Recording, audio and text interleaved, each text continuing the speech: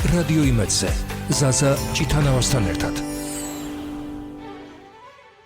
დილამშვიდობისა, რადიო იმედის დილის არხის ფორმატში, დილის სპორტული მოხილვას კახა გელავშვილთან ერთად თავაზობთ. გამარჯობა კახა. გამარჯობა, საზა, მოგესალმებით ძვირფასო რადიო მსმენელებო.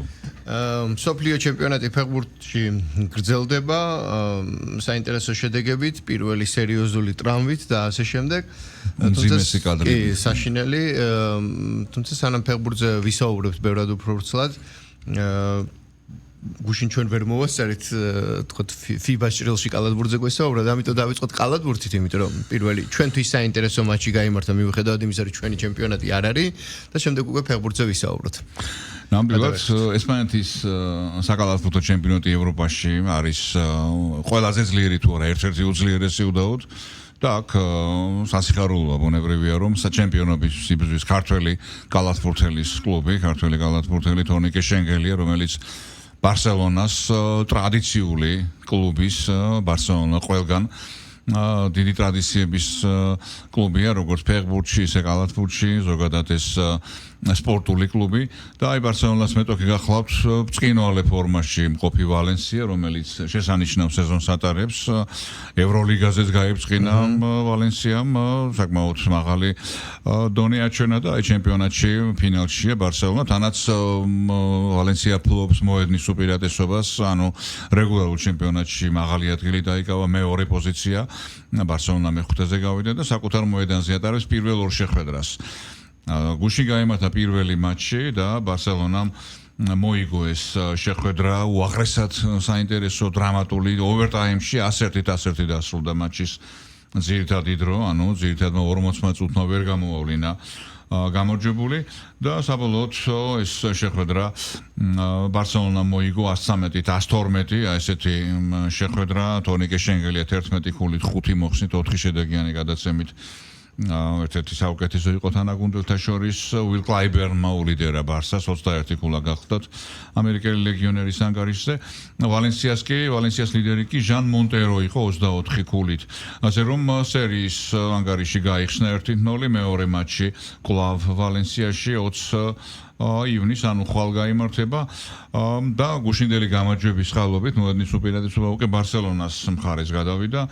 მომდევნო ორ შეხვედრას ბარსა საკუთარ კედლებში ჩაატანებს, ანუ ხვალის შემდეგ მომდევნო ორ მატჩს თუ ხვალაც ბარსა მოიგო, უკვე ფაქტობრივად ჩემპიონობისკენ უდიდეს ნაბიჯს გადადგავს თორნიკე შენგელია.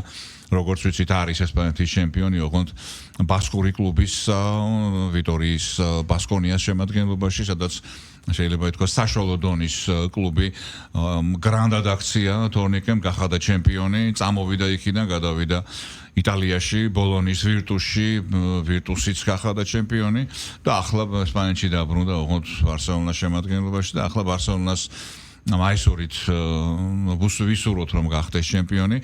ჩვენ გვეჩქარება ქართულ გულშემატკივარს რომ ეს სერია მალე მორჩეს, იმიტომ რომ მალე დაუბრუნდეს უბრალოდ მალე შეუერთდეს თორნიკე ეროვნულ ნაკრებს, რომელიც ოფიციალური შეხვედრებისთვის ემზადება 2 ივლისს, შევახსენოთ მსმენელს, რიგაში, გველის გასვლითი მატჩი უკრაინის ნაკრების წინააღმდეგ. უკრაინა სწორედ რიგაში ატარებს, ბოლო პერიოდია საშინაო შეხვედრებს.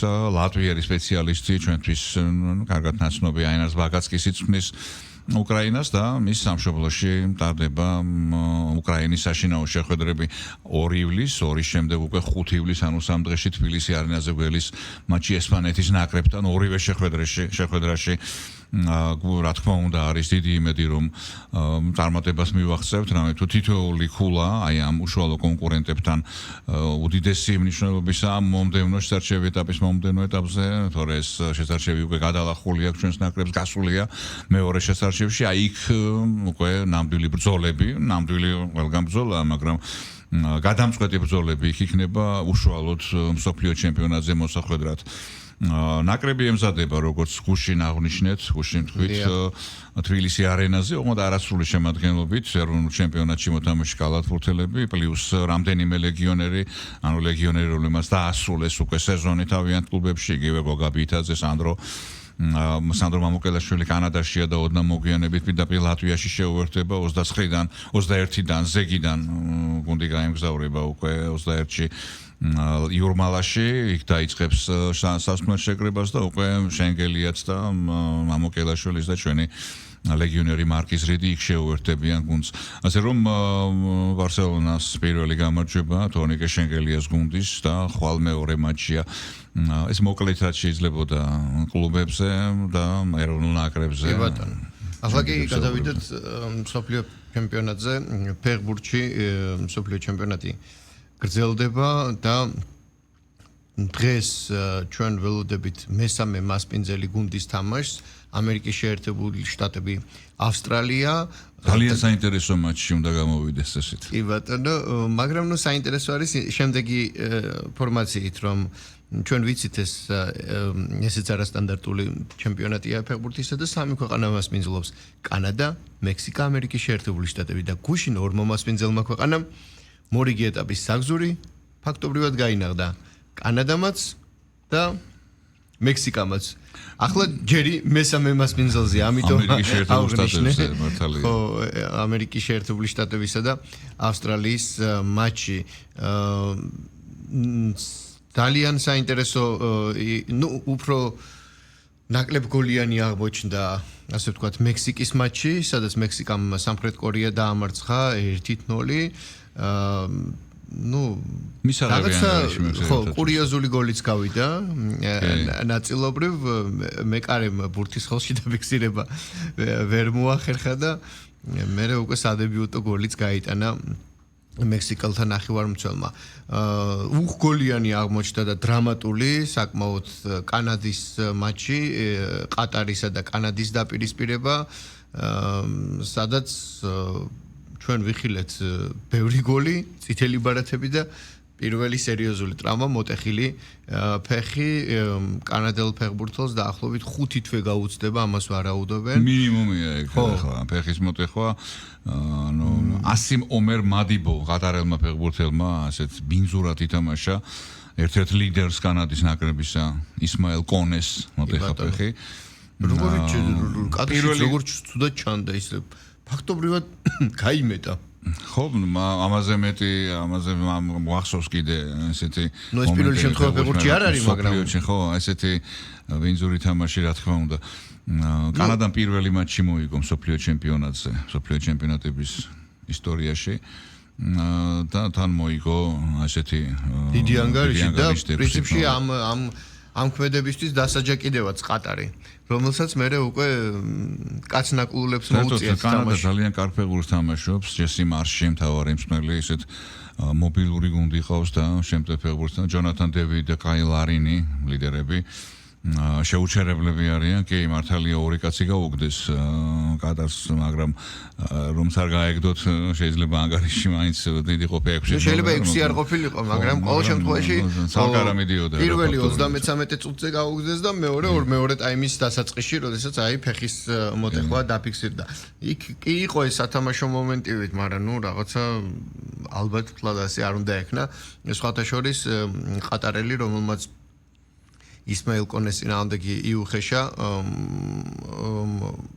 შემდეგ მივიდა გასახდელში შევიდა და მის თანაგუნდელებს ბოდიში მოუხადა ესეც საინტერესო ეს რა გავაკეთებო ხო ნუ ეს რა მომივიდაო მოკლედ ყატარი სადაც მსოფლიო საფეხბურთო ჩემპიონატი მანამდე გაიმართა და მიზანი იყო რომ საფეხბურთო დონე ამაღლებულიყო ჯერ ისე ვერ ამალდა რომ თუნდაც ამერიკული ფეხბურთის წარმომადგენლების არა და კატალონია კარგი სტაბილიზება დათმობილი შვეიცარიასთან პრე 1-1 პირველი ქულა ჩაიწერა იმედი ჰქონდა რომ საინტერესო შეხვედრას ვიხილავდით კი ნეიტრალური გულშემატკივრების რა თქმა უნდა ხა არც კანადის და არც ყატარის გულშემატკივრები მე მგონი საქართველოში არ არიან ხო სხვა ფეხბურთსა კანადას 4 ქულა აქვს ზემ როგორც შვეიცარიამაც მოიგო გუშინდელი შეხვედრა ასევე დიდი ანგარიშით ბოსნია-ჰერცეგოვინა 4-1 დაამარცხა და პირველი ტაიმის შემდეგ ნამდვილად რაღაც წარმოსადგენი იყო თუ ეს ანგარიში დაფიქსირდებოდა მეტნაკლებად თანაბარი ორთაბრძოლა პირველ ტაიმში 0-0 ფრე თუმცა შემდეგ უკვე მეორე ტაიმში შვეიცარიამ როგორც იტყვიან გააქრო მოედნიდან მეტოქე გუნდი და საბოლოოდ ესეთი დიდი სხვაობა 4-1 კანადა შვეიცარია 4-4 ქულით ლიდერობენ ბოლო ტურში სწორედ ლიდერთა მატჩი გაიმართება 24 ივნის აუტსაიდერები ბოსნია და კატარი ერთმანეთს შეხვდებიან. სავარა აქ ფრეც აწყობს ორივე როგორც კანადას ისე შვეიცარიას, თუმცა არის თეორიული შანსი იმისა, რომ რომელიმე ნაკრები ჩარჩეს ჯგუფში, თუ კანადამ ან შვეიცარიამ თქვათ მოიგო ეს ურთიერთშეხვედრა და ბოსნიამ ან კატარმა დიდი ანგარიში დაამარცხა. ბოსნიამ კატარი, ანაც კატარმა ბოსნია 4-4 ქულა ექნება, თუმცა ბურთებს რა თქმა უნდა დიდი ყურადღება ექცევა 7-1-თან აქვს კანადას, 5-2-თან შვეიცარიას. აჯგუფზეც ვთქვათ, კი ბატონო, ბრძანეთ. შენ უკვე ახსენე და შემოგიერთვები მექსიკა არის პირველი გუნდი მსოფლიო ჩემპიონატზე, რომელმაც ოფიციალურად მოიპოვა მე-16 ფინალური პლეი-ოფის, ანუ პლეი-ოფის პირველი რაუნდის აგზური, ვთქვათ ისიც, რომ გუნდების რაოდენობის გაზრდასთან ერთად ბუნებრივია გაიზარდა უბრალოდ პირველი რაუნდი პლეი-ოფის მსოფლიო ჩემპიონატზე უკვე მე-16 ფინალიდან იწყება, მანამდე წინა მუნდიალებზე მეორე ფინალი იყო პლეი-ოფის საწყისი სტადია, ახლა მე-16 ფინალია. ნამდვილი მსოფლიო ჩემპიონატი პლეი-ოფიდან იწყება, არის ასეთი გამოთქმა, უკვე წაგებული ვარდება. ხო და ასე რომ მექსიკა პირველი გუნდია, ნუ ეს ჩვეულებრივი მოვლენა, რამე თუ A ჯგუფში და B ჯგუფებში გაიმართა მეორე ტურის სასტარტო შეხვედრები. მექსიკის ნაკრებმა ორივე შეხვედრა კარგად ჩაატარა, პირველი მატჩი როგორც გახსოვს სამხრეთ აფრიკასთან 2-0, გუშინ სამხრეთ კორეასთან, სამხრეთულ გუნდებს ლიეს მექსიკელებმა. და ახლა ბოლო ტურში უკვე ჩეხეთის ნაკრებს შეხვდება მექსიკა, ჩეხეთი, რომელმაც ორივე მატჩი, პირველი და მეორე ტურის შეხვედრები საკმაოდ კარგად დაიწყო, თუმცა ვერ მიიყვანა საქმე ბოლომდე, არა და ჩეხეთს ევროპული საზომებით საკმაოდ ნორმალური გუნდი ყავს. როგორც გახსოვს პირველ ტურში კორეასთან წააგეს ჩეხებმა 1-2, გუშინ 1-0 უგებდნენ სამხრეთ აფრიკას გუნდს, რომელსაც არაფერი გამოსდიოდა და ვამბობდით კიდევაც ხო, რომ პირველი ტურის შემდეგ, როდესაც აფრიკამ წააგო მექსიკასთან 0-2, აი ამ ნაკრებს რა უნდა მსოფლიო ჩემპიონატი, თუმცა გუშინდელ შეხვედრაში ჩეხეთთან შესანიშნავად თამაშეს, განსაკუთრებით მეორე ეტაპი მაღალ დონეზე ჩაატარეს, გაათანაბრეს ანგარიში და დამსახურებული ქულაც მოიპოვეს პირველი ქულა. ბოლო ტურში სამხრეთ აფრიკა, სამხრეთ კორეა შეხვდება და ამ მატჩს რა თქმა უნდა დიდი მნიშვნელობა იქნება, ისევე როგორც ჩეხეთი მექსიკის ჩეხეთს გამარჯვების შემთხვევაში, ნუ ბურთებით სჯობნის ჩეხეთი აფრიკას და ასევე კორეაზე მეტი ქულები გაუხდება. კორეას 2 ქული ჩამორჩება, ანუ ჩეხეთს აქვს შანსი. არა მარტო მეორე ადგილზე გავიდეს, მე-3 ადგილიდანაც გავიდეს, როგორც ვიცით. მე-3 ადგილის იძლევა პლეი-ოფის შანსს. ხო, საუკეთესო 8 მერვე ადგილოსანი, მე-3 ადგილოსანი უკაცრავად გააგრძელებს ბრძოლას.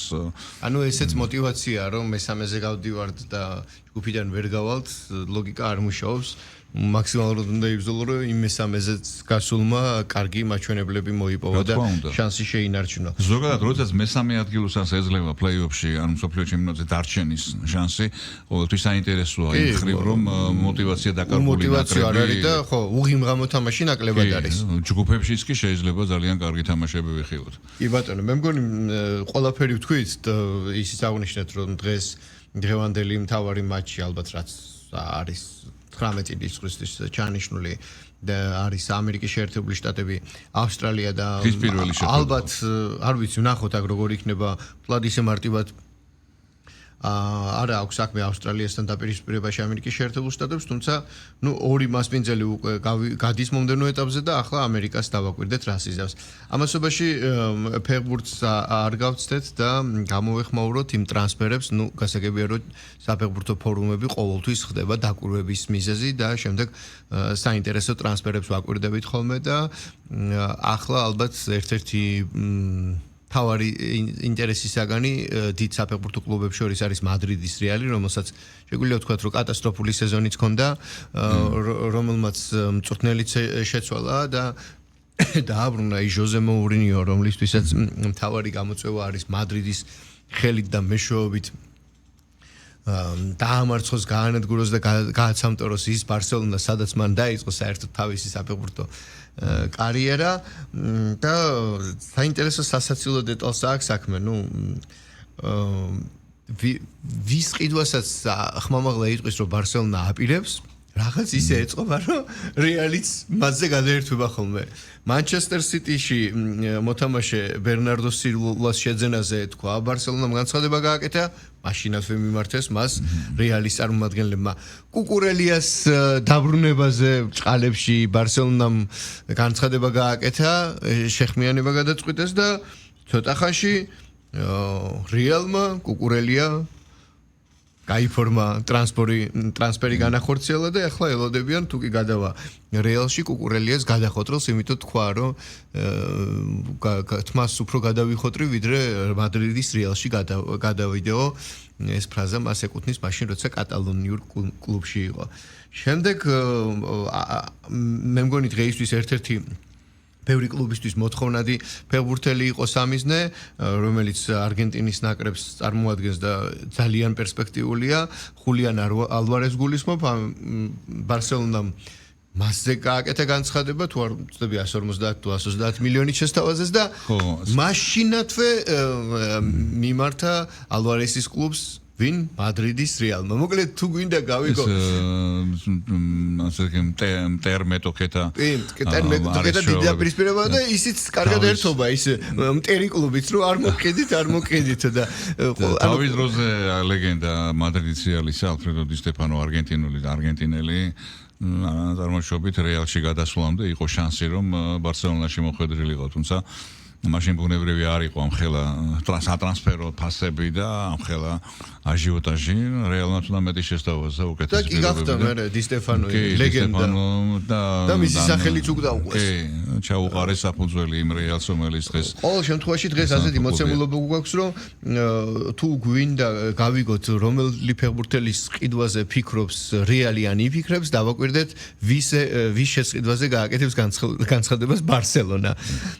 კიდევ ერთი ადამიანი, რომელიც მიუხედავად თავისი დაბნეულობისა ფეხბურთს მიღმა ხოლმე და საინტერესო ტიპაშისა, საოცრად ლამაზად მოთამაშე ფეხბურთისა, ოლისეს გულისხმობ, დიდი საგანია განხილვისა და ალბათ ვარაუდობენ, რომ ალბათ ბაიერნში ვერ დარჩება.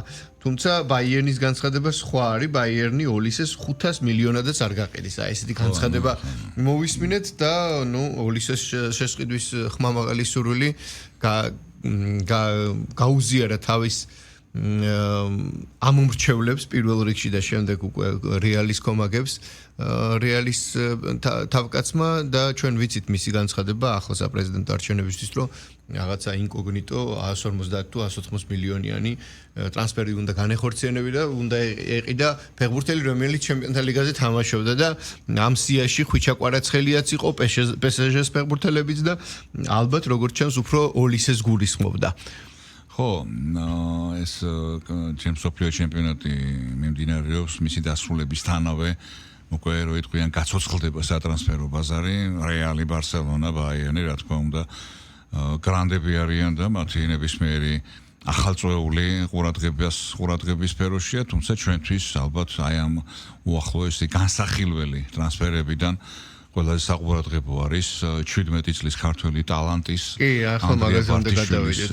BBC-ს ეს ინფორმაცია, რომელიც ძალიან კარგი ამბავია. ლონდონის არსენალს სულს როგორც იუწყება BBC ვარტიშვილის შეძენა წინა საკონტრაქტო შეთავაზებას უკვე გაუკეთეს ქართულ მხარეს. ვარტიშვილი საქართველოს ახალგაზრდული ნაკრების ერთ-ერთი ლიდერი გახლავთ. ფოთის კოლხეთთან 2026 წლის ბოლომდე აქვს კონტრაქტი და როგორც ცნობილია, არსენალი ქართველი ფეხბურთელისთვის წინასწარი კონტრაქტის შეთავაზებას უკვე აპირებს. ტრანსფერზე მოლაპარაკებები მიმდინარეობს, თუმცა არსენალი ერთადერთი კლუბი არ არის, რომელიც ბარტიშვილის შეძენას ცდილობს, სახელდება კიდევ რამდენიმე კლუბი, იტალიური კლუბები მათ შორის და მათ შორის ტურინის იუვენტუსი. ასე რომ ვარტიშვილს უდიდესი მომავალი აქვს, არა მარტო ჩვენთან იწერება ამ ისეთი ფასდადებული პოზიციები აქვს, შემტევი ნახევარმცველია და აშკარაა, რომ მისი ტალანტი მაგნიტივით იზიდავს დიდ კლუბებს. რა თქმა უნდა, თალსახად უსურვებთ აეწყოს მისი მომავალი ისე როგორც მისთვის აჯობებს და კიდევ ერთი დიადი ქართველი ფეხბურთელის ისე ისტორიას დაუბრუნდით, მაგრამ ძალიან მე მინდა რომ არსენალში აღმოჩნდეს, იმიტომ რომ სკოლა კარგი აქვს მოზარდი ფეხბურთელების ზრდის ქართულ ფეხბურთელს ნებისმიერ. ეს რა თქმა უნდა უბრალოდ არსენალი ხო ისეთ კლუბებში ჩამოთვალე რომ არსენალში ხო აი 17, 18, 19 წლის მოზარდებს რა თქმა უნდა ყველა კლუბში აქვს ეგ შესაძლებლობა, მაგრამ არსენალს აქვს ეს დამახასიათებელი თვისება, რომ ვარსკვლავებს და ტალანტებს მოზარდობის ასაკიდან მეტ შესაძლებლობას აძლევს განვითარებისა. ხო, ჩვენ ვივარაუდეთ მეთქი და იმედი გამოვთქვით მე და შენ ერთ-ერთ წინა გადაცემაში რომ ხვიჩა კვარაცხელიაზე ვართ ახლა რა თქმა უნდა ყველანი, ნუ ხვიჩა მოვლენაა მსოფლიო ფეხბურთში, არა მარტო ქართულ ფეხბურთში და თქვით ისიც რომ მოვა დრო, როდესაც აი საუბრობთ გუშინ დავით ყიფიანის იუბილე იყო და ახსენეთ ეს ლეგენდა, თქვა იქ ძველები გავიხსენეთ, რომლებსაც თამაში ჩვენ არ გვინახავს იგივე ბორის პაიჭაძე, მიხეილ მესხი, სლავამეტრეველი და მთელი პლეიადა და აი ამ ვარსკვლავების გვერდით, ლეგენდების გვერდით ქართველი ფეხბურთელებისა ძალიან მალე მოკლე პერიოდში დადგება ხვიჩა კვარაცხელიაც და ვისურვეთ რა რომ უახლოეს პერიოდში არა მარტო ხვიჩაზე ვიყოთ ორიენტირებული ხვიჩას მატჩებზე არამედ იყვნენ აგერ ანდრია ბარტიშვილი გამოჩნდა მე წაკითხული მაქვს სხვადასხვა უცხოურ პრესაში ბარტიშვილის თაობაზე ну როგორი ეპითეტებით ამკობენ რომ ეს რაღაც სასაული მოდისო იგივე BBC წერდა თავის დროზე საქართველოს ნაკრების ახალგაზრდული ნაკრების ყველა ასაკობრივი ნაკრებში აქვს ნათამაშები და არ ყოფილა ესეთი პერიოდი მიუხედავად აი 17 წლის არის რომ თქვა ერთი თამაში კარგად თამაშა თქვა შემდეგი თქვა ჩაუვარდა როდესაც მოედანზეა იგრძნობა რომ გუნდში არის ფეხბურთელი რომელსაც შეუძლია რაღაც მოულოდნელის გაკეთება გარდატეხის შეტანა თავისი გუნდის გამარჯვებისთვის და თან აქვს ლიდერის თვისებები ვისაც გვინახავს ბარტიშვილის თამაში ასეთი შტამბეშტავი ახალგაზრდა ფეხბურთელია 17 წლის პატარა რა თქმა მოზარდია და ის რომ ლონდონის არსენალი ასეთი ტრადიციების ასეთი მდიდარი კლუბი აკეთებს აი ასეთ თუნდაც ის რომ უბრალოდ დააკვირდეს ფეხბურთელს ესეც მოვლენა, მაგრამ უკვე წინა საკონტრაქტო პირობებზეა საუბარი. წინა საკონტრაქტო პირობები ეგ სხვა არის, იმიტომ რომ ჩვენ ასეთი დაკვირვება დიდი კლუბების სკაუტების აქ ჩამოსვლა დაკვირვება ბევრი გვინახავს. და ეს აჟიოტაჟი მოლოდინი და სამწუხაროდ ისიც გვინახავს რომ მე არაფერი მოხდა და გაგრძელება არ ქონია. მე მახსენდება ეხა ფეხბურთელები ვახსოვს ეხა ყველას რომელზეც იყო უდიდესი დაკვირვება უცხოელი სკაუტების მიმართ იგივე თქვათ ლევან ყენია რომელსაც თავის დროზე მესის ადარებდნენ თუმცა იქ პრობლემა სხვა იყო ტრავმები და ახალგაზრდა ფეხბურთელს არ მიეცა თავის გამოჩენის საშუალება იყო ჭანტურია რომელიც უდიდეს მომავალს უწინასწარმეტყველებიან ასე თავარი რა არის ეხლა ნუ აი ეს ასე თქვათ ფეხბურთელების თანამედროვე აი ჩვენა ფეხბურთელების მიდგომა საქმისადმი გასილებით უფრო სერიოზულია და უფრო სხვა დონის არის ვიდრე ეს ადრე იყო. ადრე იყო კი გნებავთ ევროპული მიდგომა და ვარქმევთ გნებავთ პროფესიონალური ფაქტია რომ დღეს ნუ მენტალურიც იცვლება. ანუ არ არის ის რომ აი თქვათ რაღაცას მიაღწია თუნდაც მეორე დონის კლუბში და ამას ამით დავკმაყოფილდით. ხო და ამით დაკმაყოფილება არ ხდება ახლა ეს ძალიან დიდი ხდება ასე რომ ბარტიშვილი ეხლა ზოგადად რა არის როდესაც ეროვნულ ნაკრებში არის 5-6 ფეხბურთელი აი თითქმის საშუალოზე მაღალი დონის და წყავს უმაღლესი დონის ფეხბურთელი უკვე ნებისმიერ წარმატებაზე შეგიძლია ფიქრი ასე არის ხორვატიის ნაკრები კი ნაკრებიც სხვა იგივე ავსტრალიაზე ვისაუბრეთ ჩვენ გუშინ ხო ავსტრალიის ნაკრებმა მოუგო თურქეთის ნაკრებს ნაკრებმა ავსტრალიამ რომელსაც ყავს შეიძლება ითქვას მეორე მესამე ეშელონის ჩემპიონატებში ფეხბურთელები ამერიკის ჩემპიონატი მთავარი საფეხბურთო ლიგა ინგლისის ჩემპიონშიპი და გუნდმა ნაკრებმა ესე იგი მსოფლიო ჩემპიონატზე მოუგო თურქეთს სალსახა ფავორიტს რომელთანაც საქართველოს ნაკრებმა პირწმინდა დათმო აგერ შესარჩევი ეტაპი ხო არა და ავსტრალიის ნაკრებს ფეხბურთელების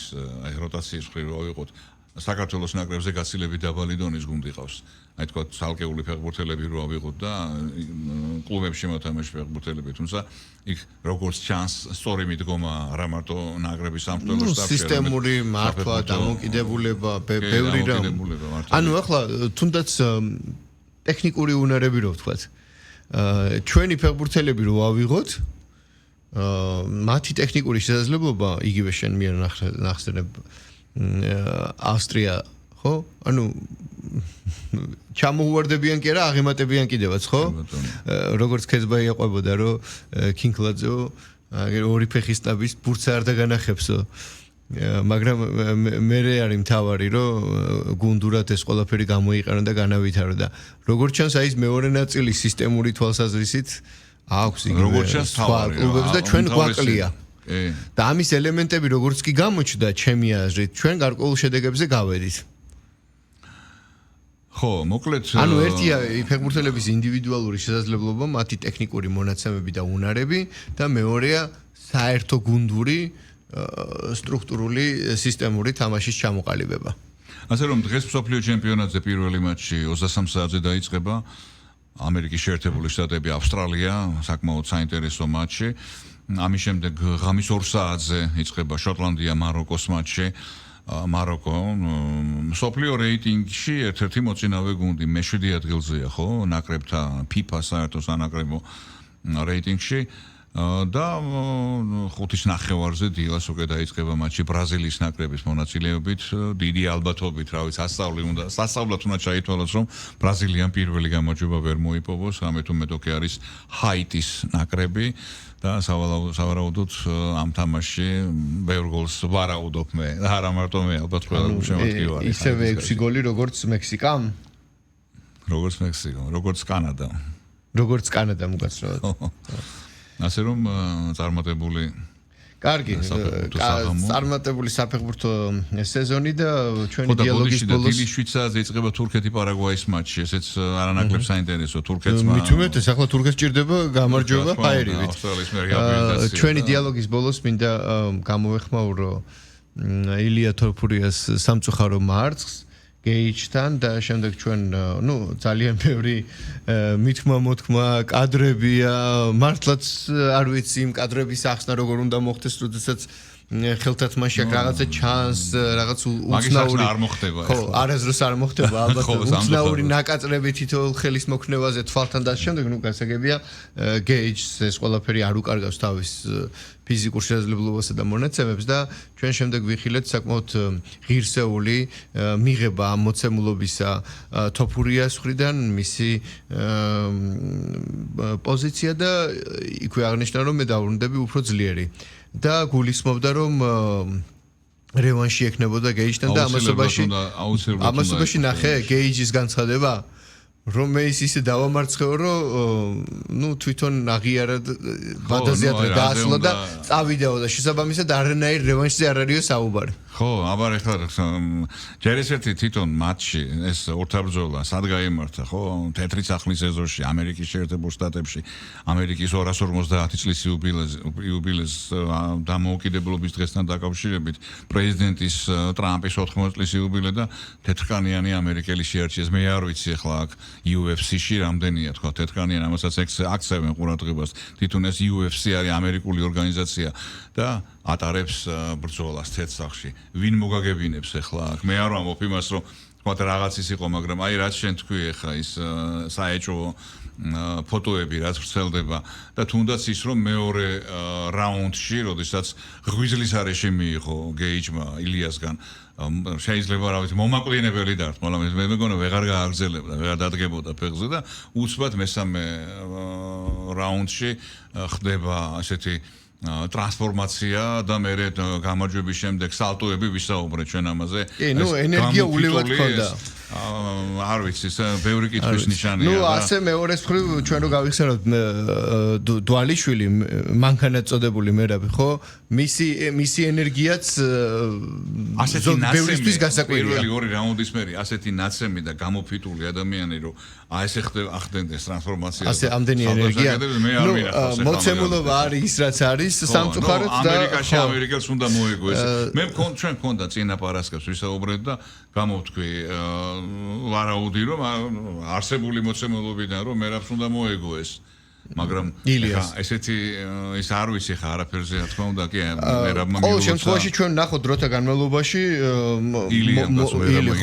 იმიტომ გითხარი დროთა განმავლობაში ვნახოთ გეიჯი დათანხმდება თუ არა შემდეგ უკვე რევანშს მაგრამ ჯერ რევანშზეც საუბარი ალბათ ადვილია რაღაცა პერიოდი ხო ჯერ ნახოთ ხო ის რამ გადარი ეგ კიდევ ვერ გავიგე და რა ამოძრავებს მაგრამ ყოველ შემთხვევაში ჯერ ილია უნდა გამოკეთდეს ჩვეულ ფორმას დაუბრუნდეს და როგორც თვითონ თქვა კიდევ უფრო ძლიერი უნდა გახდეს და შემდეგ ვანახებს მომავალი მადლობა კარგად მადლობა